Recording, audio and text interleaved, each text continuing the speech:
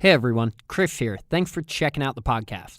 If you're enjoying it and learning something along with us, please consider becoming a supporting patron at patreon.com/ateachershistory.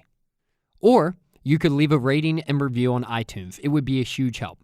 If you'd like to raise your hand and participate along with us, you can find us on Facebook, Twitter, @ateachershistory, or shoot me an email, chris@ateachershistory.com.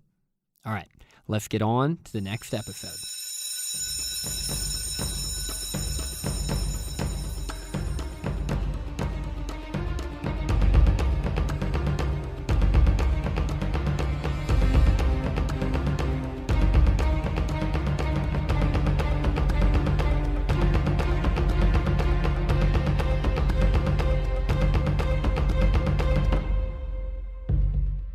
Hello, welcome to A Teacher's History of the United States. Thanks so much for joining me today. Did you know that the potential issues about soldiers who had to go back to being poor rural farmers I mentioned last week manifested themselves immediately after the war in western Massachusetts in a conflict known as Shays' Rebellion? And that the Massachusetts society was so split between the eastern part of the state and the western part of the state that it almost pushed itself into civil war. And that this event, Shays' Rebellion, was exactly what many of the Federalists or Nationalists were afraid of. And its impact led indirectly to louder calls for amendments to the Articles of Confederation, which, as you may know, eventually became our Constitution. Did you know all of this? Maybe, maybe not. Get your notebooks out because today we will learn that and more in episode 74, Shays' Rebellion. All right, welcome into the second episode of Unit 4, the Constitutional Period. And today we are covering Shays' Rebellion. The book recommendation for today is Shays' Rebellion, The American Revolution's Final Battle by Leonard Richards. It's a really good blow-by-blow, very detailed account of this conflict, which hopefully you will come to learn from this episode is an incredibly important one. So last week we began Unit 4. We kicked it off with the Newburgh Conspiracy of 1783 and briefly outlined the overall general structure of the first government of the United States of America, the Articles of Confederation. The Articles were weak, way too weak. When one of your government's most prominent domestic powers is to run the post office, well, I think that says it all. I mentioned a couple times last episode how there was a contingent in the Second Continental Congress that were in favor of a more nationalist form of central government. The inefficiencies of the Revolutionary War, the infighting between the states, and the lack of financial and military support that often plagued Washington and his other officers gave many the impression that if this new country were to move forward with a government that was similarly developed, these problems would continue to plague the United States with both domestic and foreign issues.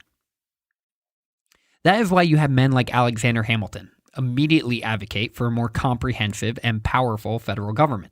In his mind, and in the mind of some others, the independence and power of each individual state is only as good as the effectiveness of the central government that keeps these states together and protects the rights of the individuals in their respective state.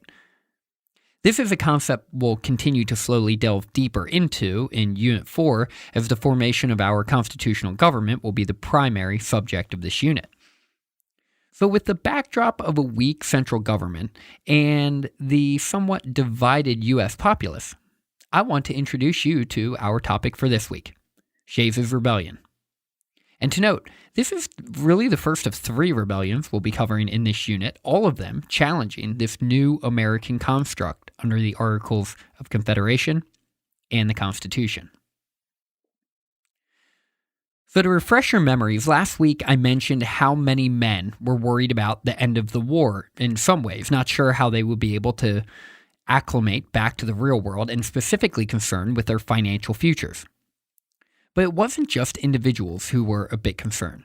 States had to help pay the war debts, both state and national debts. And of course, the national government couldn't force them to pay it. So instead, they basically recommended each state pay its debt. And uniquely, Massachusetts decided that they were going to try to pay their share of the federal debt and their state debts all at the same time, which put even more pressure on the citizens of Massachusetts. General George Washington had retired and headed back to Mount Vernon as the American Cincinnatus, turning in his command for a quiet retirement, or so he thought. Debtors' prison loomed over the heads of many, and their uncertain future caused anxiety and concern for both the men and their respective families. In New England, this angst was particularly high, and it should have been, because by 1786, 80% of the men in prison in Worcester, Massachusetts were there because of the debts that they owed. Samuel Ely, a Revolutionary War veteran and a post-Revolutionary War rabble-rouser, was one of these prisoners, describing his experiences by stating that, quote, "I am alive, and that is all. I am full of boils and putrefied sores all over my body, and they make me stink alive. Besides, having my feet froze, which makes it difficult to walk." You can see why some of the men began to think that maybe this new government wasn't working out as well as they thought it would. And while we're focusing on New England, in particular Massachusetts, in this episode, these issues were present throughout the states. I mean, riots were breaking out all over. Some states were threatening each other, and the economy was more or less in shambles. Inflation was running rampant, and things weren't starting out so great in this new budding country. But let's refocus here and turn our attention to New England. Now, rural Massachusetts was farmland and pretty much nothing else.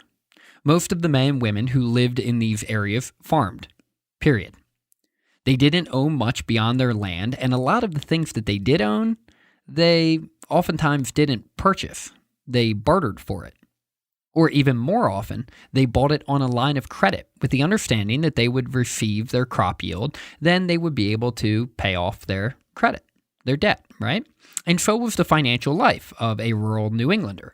Borrow on credit when things were slow, wait for the crops to grow, sell them, pay it off, wash, rinse, repeat. And here's why it was an issue for farmers. See, during the war, there were a lot of hungry soldiers who needed food. Many farmers in places like rural New England borrowed money to buy land and expand their operation. Once the war ended and demand dried up, they found themselves with nowhere to turn for relief. This specific situation of the rural farmer contrasted quite a bit with New Englanders who lived in more coastal regions. The coastal regions of New England operated in a market economy, relying on trade. Because most of the commerce was in these coastal regions, it is not surprising that much of the state and local government was dominated by these coastal merchants. As maybe you have already come to realize, or hopefully you will likely soon come to realize, political power and financial viability often go hand in hand. And the more money you have, the more advantages you have in developing political support. You know, just like pretty much everything in society. When the war ended, though, many of these coastal merchants found themselves in a tough spot. Their European counterparts were no longer on board with extending lines of credit, and they expected these Americans to pay for their goods with, real money. This was a huge issue, seeing as how there was a real, currency shortage in the United States. And when I say currency, I mean, actual specie, hard coin. Because in New England, there wasn't really much of a, quote, currency shortage, in general. There was actually hyperinflation because of paper money. Too much money was printed, and it had lost too much of its value. So what ends up happening is that the Massachusetts government passes taxes to withdraw some of this older currency, while also passing taxes demanding actual gold and silver coin. And this is where it all begins. The European creditors were demanding this specie, this gold and silver. And then the coastal merchants realized that, well, that's what they had to pay the European creditors with, so then they demanded hard coin from their local business partners, many of whom were operating in these more rural areas of New England, where this hard specie was really scarce. But these merchants, with no other choice, then made the same demands from the poor and often coin-ridden New England farmers. And it makes sense that those in the West had very little coin, and those in the East did. Those in the East were merchants, like Salem, Boston, and cities like that, and they were connected to the Atlantic and European markets, so their access to specie was totally different than those more isolated in the western part of the state. While Governor John Hancock did allow for some leniency for these destitute men, in general the farming population was unable to meet the demands of the merchants or the tax collectors. Many of them lost their land or other scarce possessions when they weren't able to pay what they owed in hard coin, and in all, about 1/3 of these western Massachusetts farmers throughout the 1780s lost their land. It's a huge number. And what we begin to see here is not only an economic disconnect, but also a social one. Many in the East just assumed that those in the West were living beyond their means, maybe weren't carrying their weight, or were shirking from their work obligations. But like everything in life, there's always, and I mean always, more to the story. This lack of communication prevented those in the more cosmopolitan eastern Massachusetts from having much empathy for those in the West. Naturally, the men in the West, those in rural New England, and rural Massachusetts to be specific here, began to vehemently resent both tax collectors and the courts, since it was the courts that allowed them to seize the property in the first place. Let's not forget that many of these men fought in the war and were struggling greatly to even receive the pay that they were owed. And those that did get pay, by the time they returned home, they realized that the value of those dollars they were paid had been reduced drastically. They felt like they were getting screwed from both ends, with the local government demanding currency from them. Meanwhile, it was the government that was failing to pay or delaying the payments they owed from their service in the war. To make matters worse, it is important to remember that land, well, this was a really big deal, and any threat to someone's land was a really big deal. It's not just land, but it was a status symbol in America at this time. On top of that, in many states, if you didn't have land, you weren't eligible to vote. So in some ways, the situation was threatening the men of their democratic process. I can only imagine the heartache, frustration, and anger that plagued many of these men, coming off of their horrific experiences of war where they sacrificed so much for a better life, only to return home to realize that their own local economy and government were putting the screws to them. One farmer summed up the situation when he said that, quote, "I have been greatly abused, have been obliged to do more than my part in the war, been loaded with class rates, town rates, province rates, continental rates, and all rates, been pulled and hauled by sheriffs, constables, and collectors, and have my cattle sold for less than they were worth. The great men are going to get all we have, and I think it is time for us to rise and put a stop to it, and have no more courts, nor sheriffs, nor collectors, nor lawyers." It was in 1780 that a man named Daniel Shays resigned from the army, more or less unpaid, and went home, only to find himself in court for not paying off his debts. Because, he wasn't working. He was at war. And this guy was legit, too. I mean, you don't mess around with Daniel Shays. He entered the war as a private and resigned as a captain.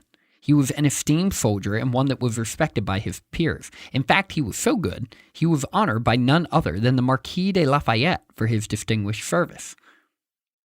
Shays began to notice that he wasn't the only one in this specific predicament and began to organize men into a collective body to try to do something about this seemingly unavoidable situation. Protests began to pop up in the early 1780s and were put down without too much trouble. The men in western Massachusetts also petitioned the state legislature specifically to allow for more paper currency to be issued. This would devalue the dollar, making it easier to pay off their debts. They also asked that the taxes didn't demand specific specie and would begin to accept paper money.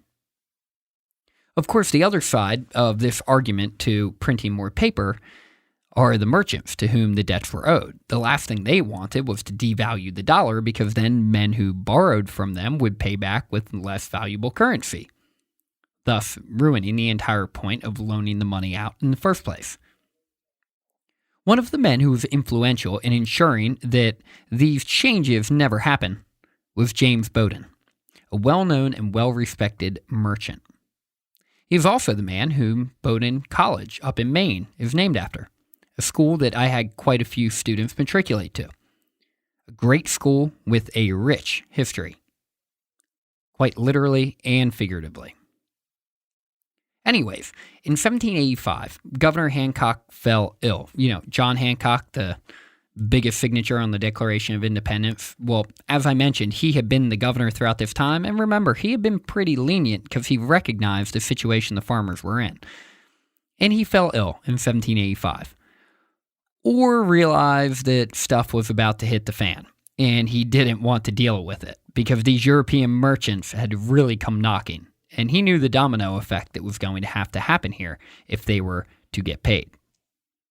But either way, whether he just read the tea leaves or really did fall ill, he resigned in 1785, and Bowdoin became governor, which seemed to be the only way Bowdoin was going to become governor, because he had run against Hancock quite a few times and lost decisively each time.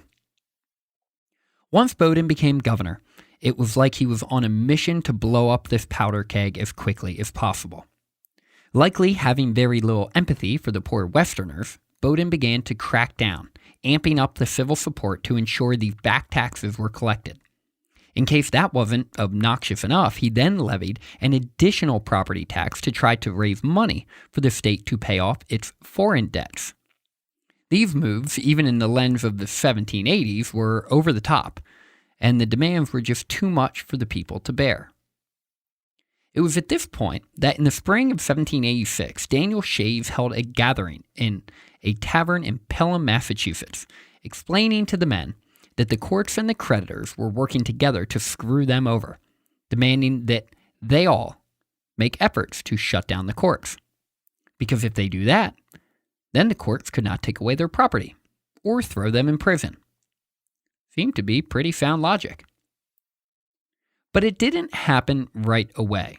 The men held conventions throughout the western part of the state, sending petitions and grievances to the legislature, only to be totally ignored. I mean, they did things the right way. They went through the democratic process and they appealed to their representatives first. The irony in all of this is that one of the legislators, a state senator named Sam Adams, yes, that Sam Adams, the man who almost single-handedly started a revolutionary war against king and parliament. Believe it or not, he denounced these conventions by those in the West and demanded that they be shut down. And when you think about it, it's mind-boggling. These men were doing the same thing in the 1780s that Adams was doing in the 1770s, like exactly the same thing. But now, Sam Adams was siding with the Eastern merchants. Maybe because the shoe was on the other foot. So these petitions began to flood into Boston, pleading for the state legislature to do something about this travesty in the West. But the legislature did nothing, not even acknowledging the hardships of their own constituents. It was by this point that men like Shays ran out of patience. In late August, a group of men gathered in Northampton, Massachusetts, and prevented the courts from sitting, proclaiming that it was the courts that was depriving them of their land and liberty. Somewhat surprisingly, Bowdoin denounced the action, but didn't really do anything immediately to stop it. On September 5th, another court, this time in Worcester, Massachusetts, was shut down. Now you may be thinking, what about the local militias? Can't they be called to put a stop to this stuff? Well, they could, but the militiamen didn't really show up at first. Heck, many of them agreed with the protesters. While all of this was going on, neighboring states were taking note. Their governors acted quickly, nipping issues like these in the bud. In Rhode Island specifically, things never got too bad because the state legislature ended up being made up mostly of men from the country. Rhode Island then forced the merchants to accept devalued currency on their loans, which is exactly what these Eastern merchants in Massachusetts don't want. This type of rural power shift scared these Eastern merchants, especially men like Bowdoin, as he had thousands of dollars in Massachusetts notes that he did not want devalued like they had been in neighboring Rhode Island. Throughout September and October, the protesters were successful in continuing to shut down courts in more neighboring towns in Massachusetts. Meanwhile, Militia General William Shepard had begun to gain momentum in the recruitment of local men for militia to stop this budding insurrection.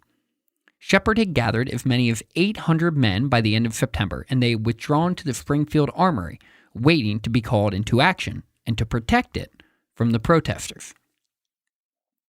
Things had gotten so bad at this point that James Warren wrote to John Adams that their situation was bordering on a state civil war. The men were becoming even more emboldened, and Daniel Shays had sharpened his sword from Bunker Hill and served as their inspirational leader, ready for action.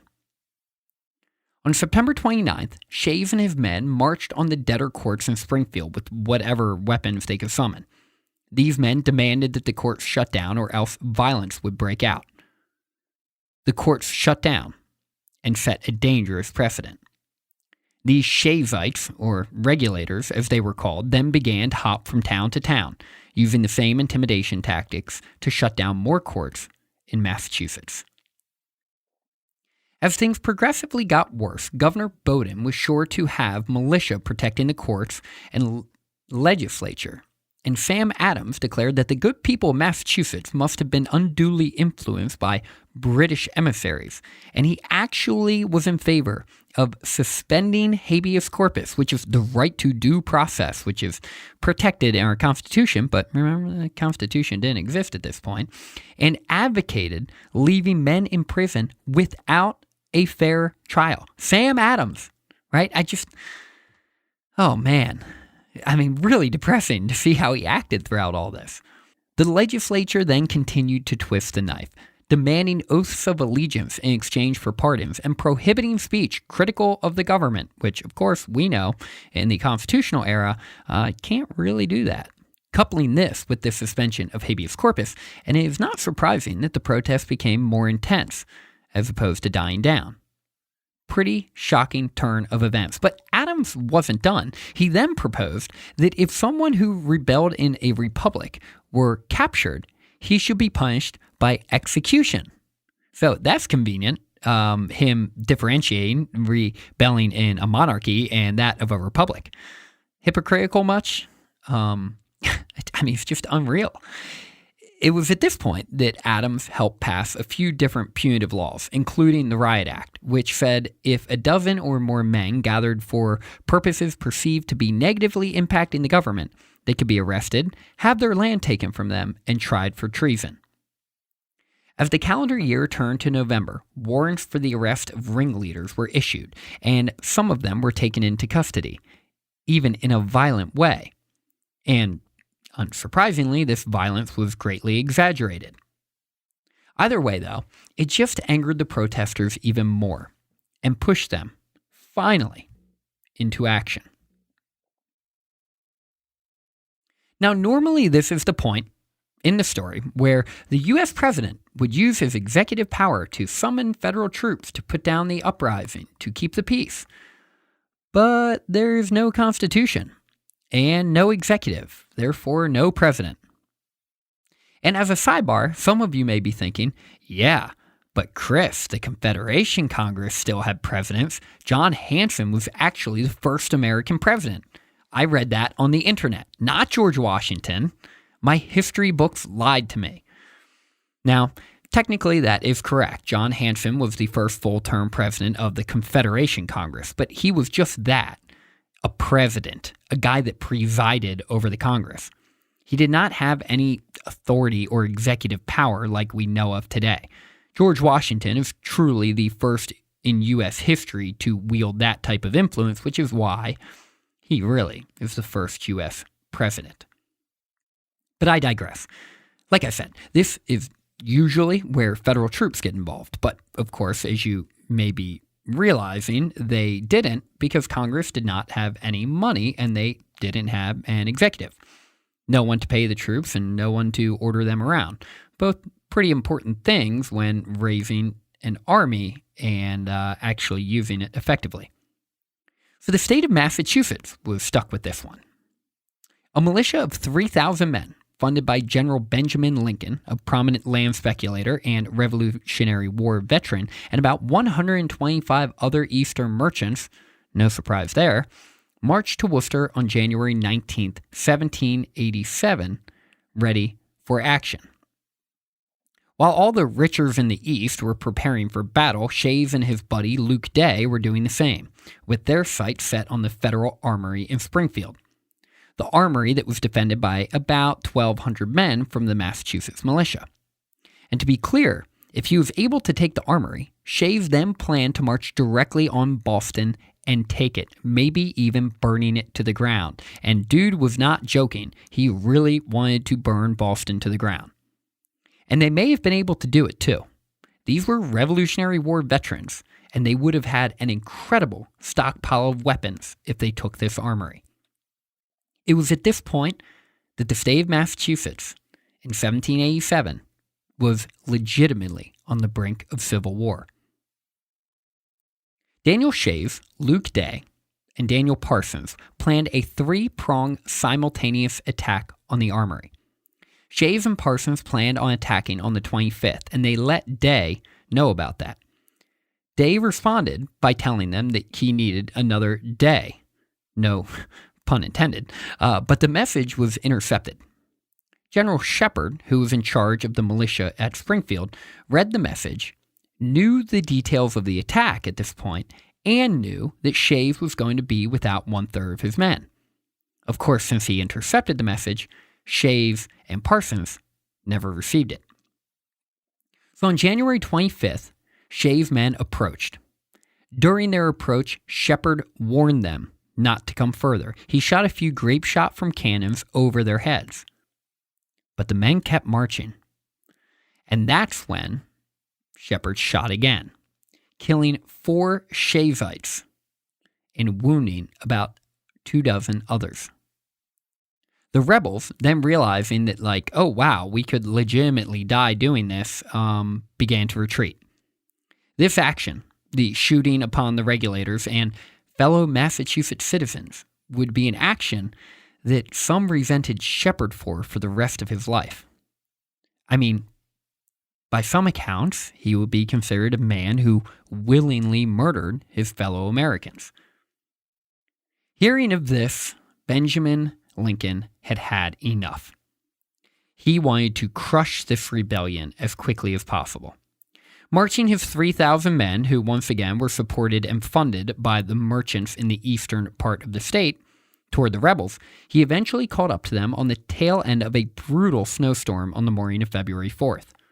The rebels were so thoroughly surprised that Lincoln and his men had marched so quickly through the blizzard, they had no chance to defend themselves. Many ran away to New Hampshire and Vermont, but about 150 men were captured, and the rebellion was more or less over. There were a few more examples of the rebels popping up and subsequently being suppressed, but the legislature and the governor came together with the militia to pretty much put an end to the action. The most effective way to put an end to this action was the Disqualification Act, which forbade any supposed rebels from holding any position in local and state government, a crushing blow to the potential attempt of prolonging the protest in any way. 4,000 people signed confessions admitting that they played a role in the rebellion, and they were then pardoned for it, and a few hundred men were indicted on charges, but they were all pretty much pardoned too. In the end, only 2 men ended up being hanged, but they had the unfortunate luck of also being found guilty of looting, so there was a cherry on top of the sundae, so to speak. Shays ended up being pardoned, and he lived out the rest of his life in quietude in the state of New York. It's at this point in talking about Shays' rebellion that my students would sort of look at me sideways and wonder why the heck we just spent so much time talking about a rebellion in which 4 people were shot by a cannon, 2 hung, and a couple dozen injured, and nothing really happened. But the importance of this event isn't in the short-term outcome. It is the political ripple effect sent throughout the states. Locally, even though the rebellion was crushed, Bowdoin got his butt handed to him in the gubernatorial elections by, well, you guessed it, John Hancock. The legislature cut taxes and also put less focus on interest payments, all actions born directly from the impact of the protest, easing the pressure on some of these Western citizens.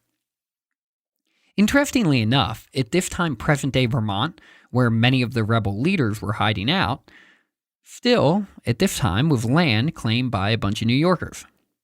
Ashamed and embarrassed by their support for the rebellion, New Yorkers, led by Alexander Hamilton, proposed a bill to allow Vermont to break off and officially become what it, for all intents and purposes, already was, an independent state. Thus, Vermont became the 14th state of the United States. So, we have discussed some of the short-term and local impacts from this event.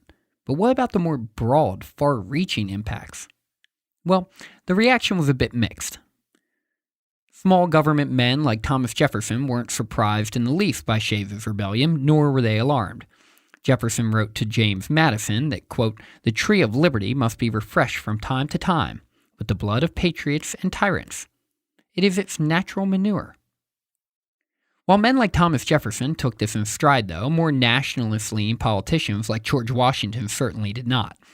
Washington had been wavering on whether he would support a formal meeting to change the Articles, but throughout the upheaval in Massachusetts, he had been receiving letters from Henry Knox detailing what was going on. And of course, Knox exaggerated a bit for effect.